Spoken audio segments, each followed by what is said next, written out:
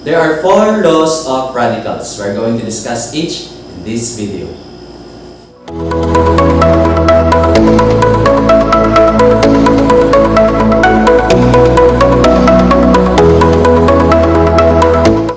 Good day, learners! Today we're going to discuss the laws of radicals. And we're going to use these laws in order for us to simplify radicals. So just a recap, expressions using this symbol is what we call a radical expressions. So we have the parts of a radical expression.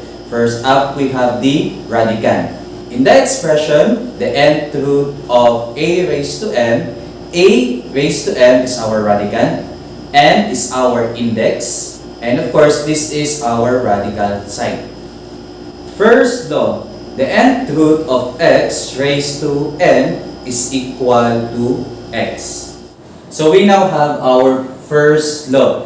So it states that if we're going to get the nth root of x, then we're going to raise it to n, then that would be equal to x. So mapapansin natin yung index niya at yung exponent natin dito ay same. Okay, bakit ba yung sagot natin ay equal lang sa radicand? Now, let's try to explain. Suppose we have, again, the nth root of x raised to n. We all know that yung radical expression natin can be expressed using rational exponents.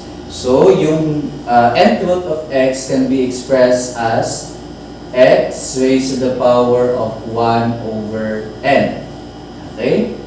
Then, we're going to raise it to the power of n. So, using yung laws of exponents, we can multiply the two exponents, and that will become x raised to the power of n over n.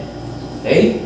Then, n over n would be equal to 1. So, x raised to 1 na lang yung matitira, or we can simply write it as x. Therefore, if in case we encounter this type of problem in which yung index ay parehas lang ng exponent, then our answer will be automatically be equal to our radicand.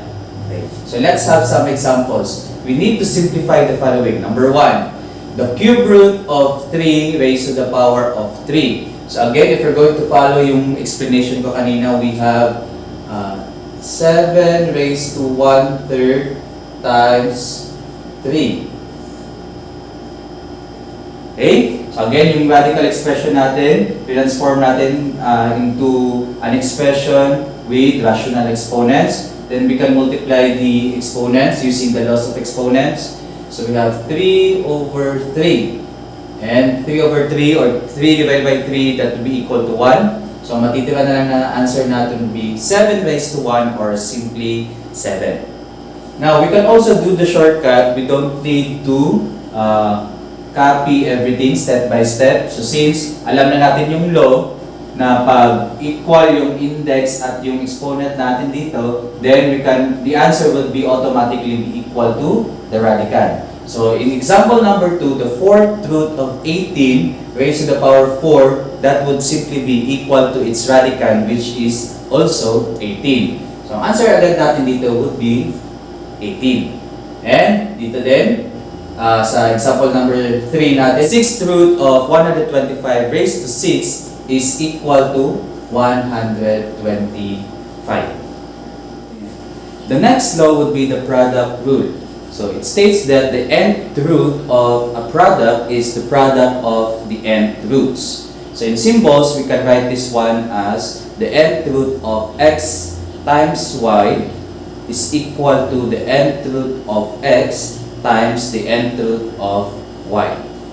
So this would be our law number 2. So again, if we're going to write that one in symbols, that would be the nth root of xy is equal to the nth root of x times the nth root of y. So kung mapapansin natin, we have here the product, then we're going to express it as factors. So we're going to get the nth root of each factors. Okay, suppose we have example number 1, square root of 18. We all know that square root of 18 is not a perfect square. So, iisip tayo ngayon ng dalawang factors ni 18 in which yung isa would be a perfect square. Okay. So, what would be the factors of 18? We can have 1 times 18, 9 times 2, 6 times 3. Okay? So, kung mapapansin natin, dun sa mga factors na binanggit ko, yung pair na kung saan may perfect square would be 9 times 2. So, we can write that one as 9 times 2. Okay? So, yung factors ni 18 becomes 9 times 2. So, iniwalay natin sila. Again, make sure na yung isa sa mga factors would be the highest perfect square. So, there are times na there are also pairs of factors na marami or may mga perfect squares. Pero yung pipiliin natin is yung pair ng factors in which it contains the highest perfect square. So, again, we have the square root of 9 times 2. So, following yung law natin, pwede natin silang ihiwalay. It will become the square root of 9 times the square root of 2. Okay? Pwede natin siyang lagyan dito ng dot to symbolize multiplication, or pwede rin ganito na lang.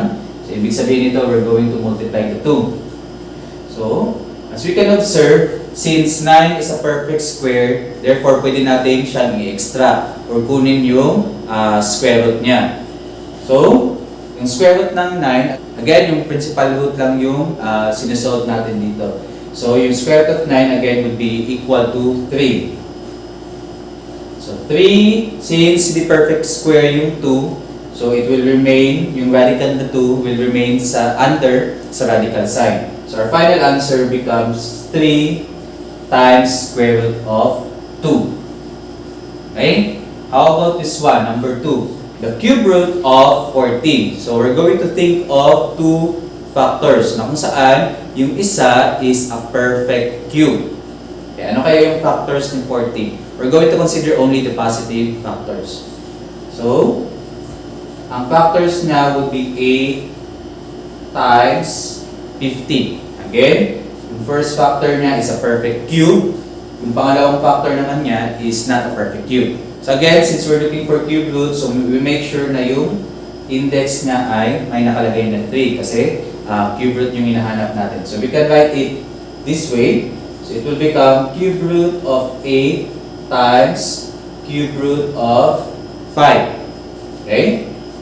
Then, since perfect cube yung 8, pwede natin siyang ma-extract. The cube root of 8 is equal to 2. Then, our final answer would be the cube would be 2 times the cube root of 5. Okay? So again, bakit 2 yung cube root? Because if we're going to multiply 2 to itself 3 times, we will get 8. So if we have 2 times 2, that is 4 times 2, that will be equal to 8. Kaya 2 yung naging answer natin dito. So make sure in learning these laws of radicals, make sure na memorize or familiarize nyo yung mga perfect squares or mga perfect cubes. Moving on, we have the square root of 215. So the factors are, again, 25 times 10. Right?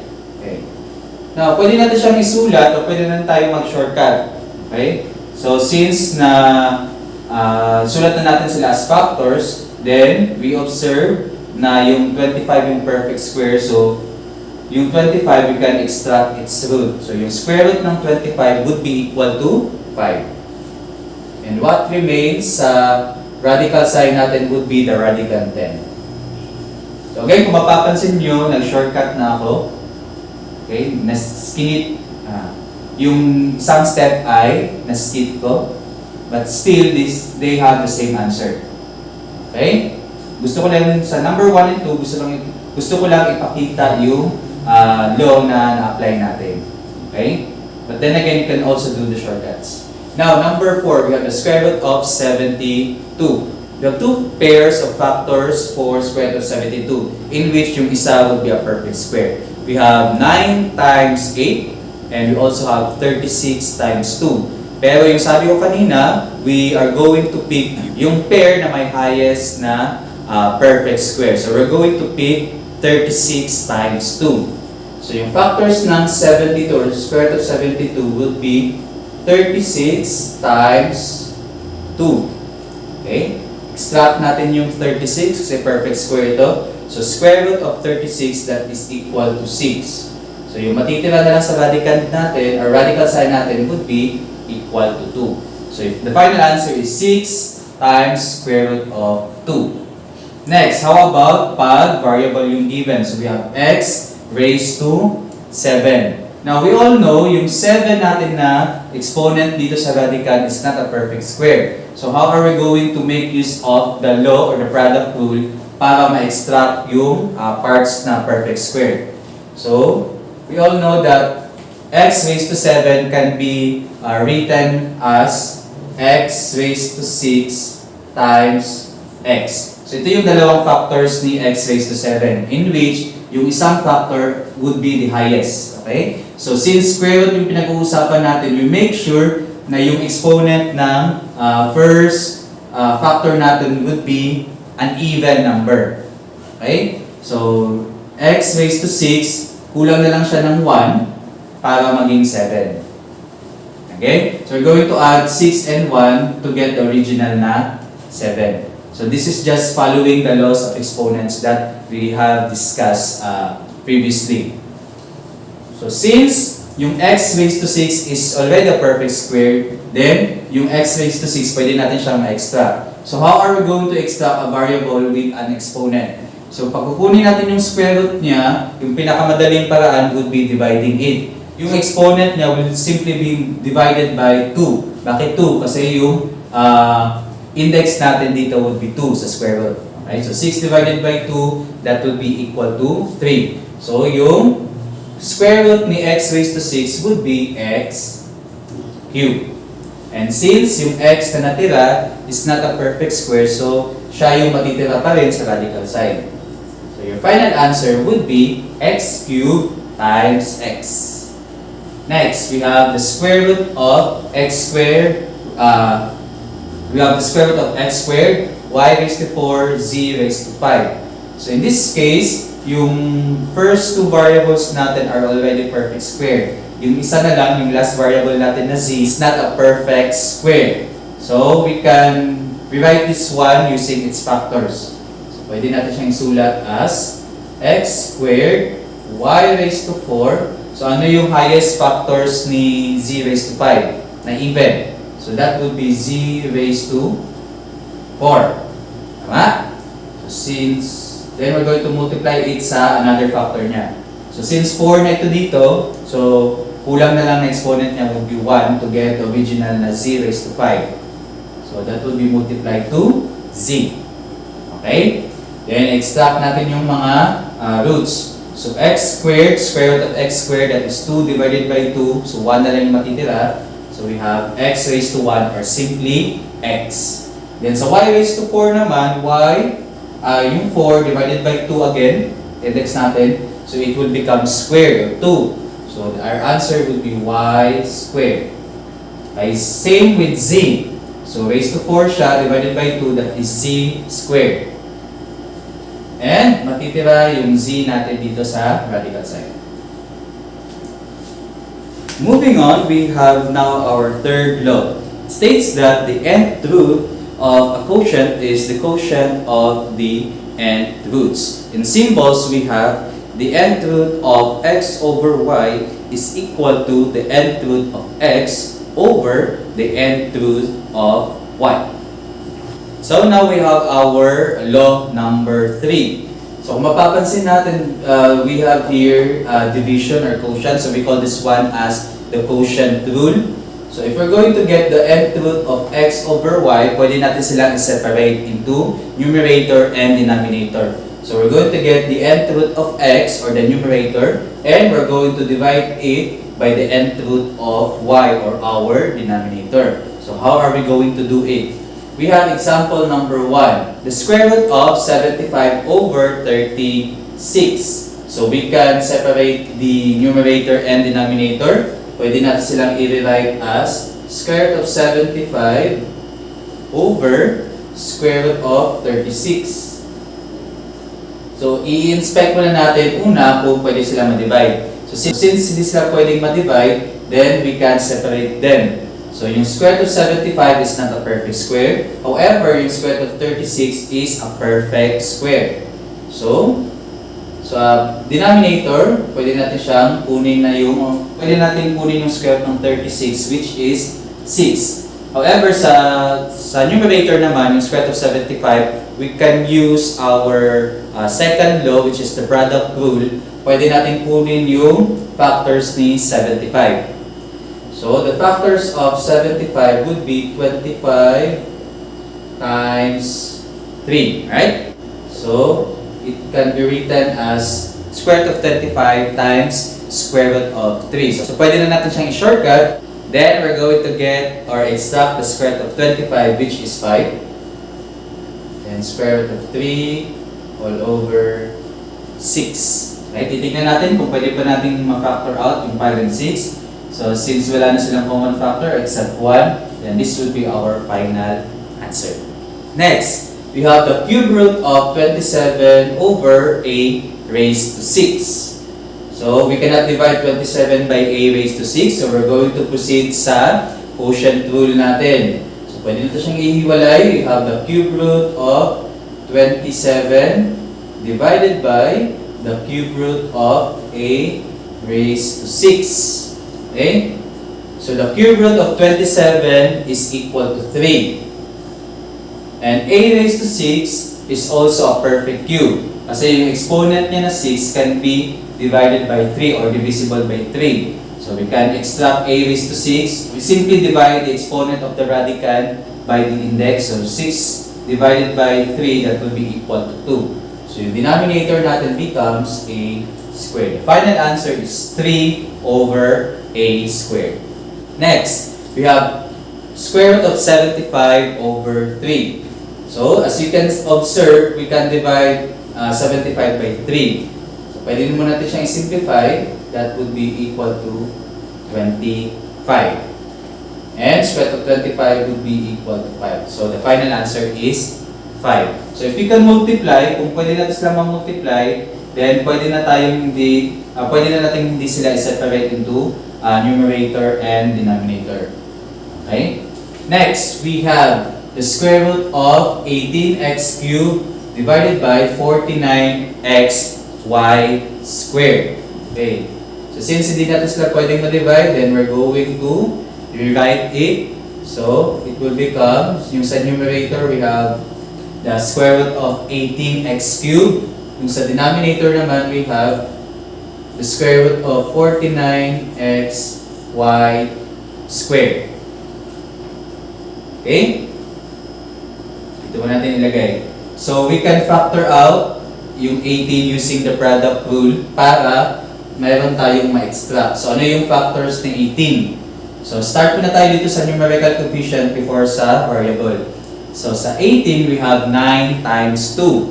So, the factors are 9 times 2. Then, sisingit lang natin yung factors ng variables natin. Sa x cube naman, pwede natin siyang factor out. Ma-factor natin yung x cube. It will become x squared and x, right? Kasi x squared times x is x cubed. Okay? Ito na yung highest na perfect square natin, si x squared. Then, sa denominator naman, we have 49. Ang 49 is already a perfect square. Sisulat lang natin siya ulit. Then, x, di na natin pwedeng pang ma-factor out si x kasi yung degree niya, yung exponent niya is already 1. So, dito tayo sa y squared. So, we have y squared times x. Okay? Next, i-extract natin yung mga perfect squares. So, yung sa 9, the square root of 9 is equal to 3. The square root of x squared, so 2 divided by 2, that will be equal to 1. So, x na lang yung matitira. So, what remains sa radical ng numerator natin would be 2x all over. So, 49, we can extract 49, it will become 7. Or square root of 49 is 7. Yung y squared naman, yung square root niya would be y. And yung matitira sa denominator would be equal to x. Now, we can still simplify this one because we can divide square root of 2x by square root of x. Kasi nga common sa kanila si x. So, So, pwede nating x divided by x, that would be equal to 1. Okay? So, yung final answer natin would be 3x times square root of 2 all over 7y. And the last law would be the nth root of the nth root of x is the nth times the nth root of x. In symbols, we have the nth root of x is equal to the m times nth root of x, or pwede rin natin siyang isulat into the nth root of the nth root of x. So this is our last law. We have law number 4. So the nth root of the nth root of x. So kung mapapansin natin, yung nth root ay nakapaloob sa mth root. So we have two indices na given dito. So that would be equal to m times nth root of x. Okay? And also, it could be equal to the nth root of the mth root of x. So mapapansin natin, kung ito yung given natin, pwede pala natin i-multiply yung mga indices. So it will become m times n, yung index natin, or yung indices natin. Or pwede rin natin baliktarin yung mga indices natin. So instead of writing mth root of n, it could be also written as nth root of mth root. By example, suppose we're going to look for the cube root of the fifth root of 4. So, pwede natin multiply yung dalawang indices and it will become 15th root or 15th root of 4. And pwede rin natin baliktarin yung dalawang indices. It could be 5th root of the cube root of 4. So, kahit anong presentation yung gagamitin natin, still, we're going to have the same answer. Okay. Let's have this one. Let's simplify this one. This is the square root of the cube root of 64. So, since ito yung given, let us say ito yung given, pwede natin siyang i-multiply yung dalawang indices niya. Okay? So, we can use yung second na form in which product ng dalawang indices yung ginamit. So, again, pag wala nakasulat na index, automatic yung index natin would be equal to 2. So, that would be 2 times 3, that is equal to the 6th root of 64. And we all know that the 6th root of 64 is equal to 2. So our answer here is equal to 2. Now, you can also use the other representation in which yung indices natin ay pinaliktad. So, it could be cube root of the square root of 64. Right? So, let's solve. We all know that the square root of 64, pwede natin tanggalin itong 2. We all know that the square root of 64 is equal to 8. So, that would be 8. And, simplifying even further, the cube root of 8 would be equal to 2. So, mapapansin natin, same lang yung answer natin. So, you can either use this one, multiply natin yung dalawang indices, or pwede natin silang baliktarin. There are also cases na kung ito yung gagamitin natin, hindi natin siya masimplify. That is why pwede tayong gumamit ng either of the three options. Okay, let's have this one. The cube root of the square root of 27. So how are we going to solve this one? Let's try multiplying the two indices. So 3 times 2, that will be equal to 6. So 6 or 6th root of 27. Now, we can observe that if we're going to get the square root of 27, it will not be an integer, right? So, hindi natin siya masimplify without using the calculator, of course. So, we can try the other option. So, yung ginamit natin na option dito is yung product ng dalawang indices. So, we can try the other one in which we're going to switch the index or the indices. So, it will become square root of the cube root of 27. Cube root of 27. Okay? Now, we can simplify this one because we all know that 27 is a perfect cube. So, isusulat muna natin yung square root.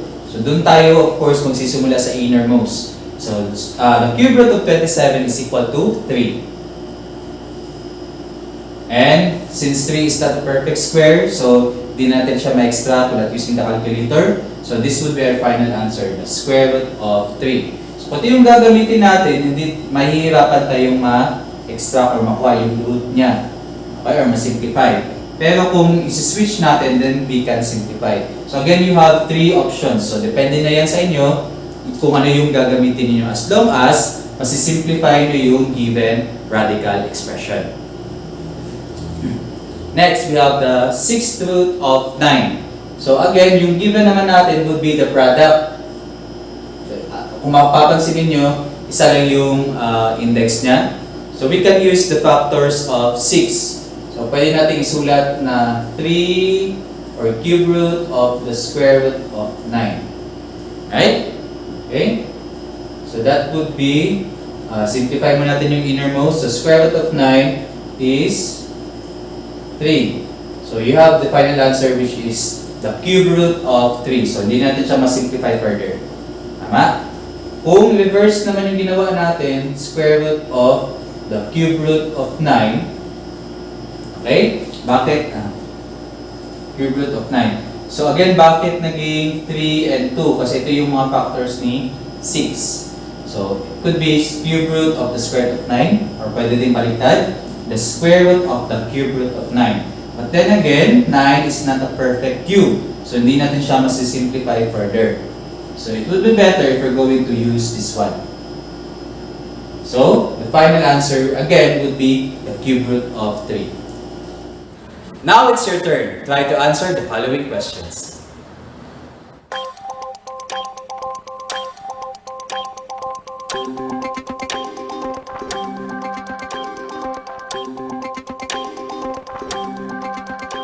And that's a wrap. Please do not forget to like, share, and subscribe to my channel, Sir Ninyo. And you can also post your math problems in the comment section. And we will do our very best to provide solution to your questions. Because remember, every problem has a solution. At kung math ang problema ninyo, ako ang kaagapay ninyo, ako ang Sir Ninyo.